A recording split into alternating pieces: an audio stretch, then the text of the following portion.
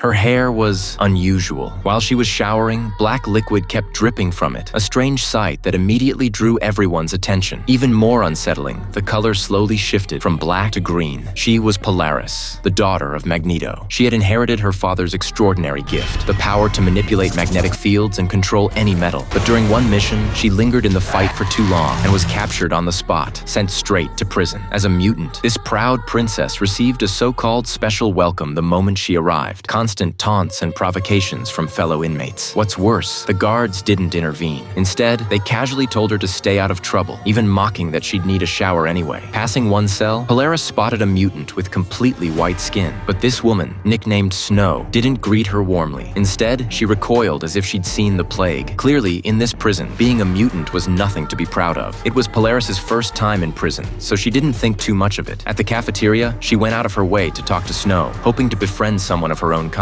But Snow looked terrified, not daring to say a word, because sitting beside her was the true ruler of this place, the prison queen. Here, mutants kept their heads down, and for her own safety, Snow would rather skip her meal than be seen with Polaris. Back in her cell, Polaris was frustrated and restless, desperate to get out. She tried forcing the cell door open with her powers, but the red light on her collar blinked, and a jolt of electricity knocked her to the ground. Her sharp scream drew mocking laughter. Some called the collar a dog leash, sneering that with it on, even a mutant was weaker than an ordinary human. In this place, no mutant had ever made it out alive, but Polaris didn't yield. She knew her friends would come for her, just not yet. Still, being alone left her feeling the cold walls close in. Before long, a guard came with an offer. Give up the names of other mutants, and she'd be transferred to a better facility. Refuse, and she'd be sent somewhere far worse. To her, it was nothing but an insult. She refused to compromise, especially after discovering before her arrest that she was pregnant. There was no way she would let herself die here, so she began looking for a chance to escape. One afternoon,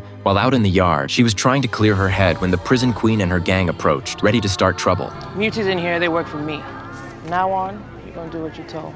As Magneto's daughter, Polaris never backed down. She mocked the scar on the queen's head, calling it a gift from another mutant. The gang didn't take it well. They grabbed her and beat her savagely. Then the queen went for her stomach. That's when Polaris snapped. Ignoring the collar's electric shocks, she unleashed her magnetic power, hurling the queen aside in an instant. But justice never came. Instead, retaliation hit harder. When the guards arrived, they punished no one else, placing all the blame on Polaris and throwing her into a cramped, dark isolation cell. In the suffocating silence, thinking about the humiliation and threats she'd endured, her anger flared once more. Even if it meant risking her life,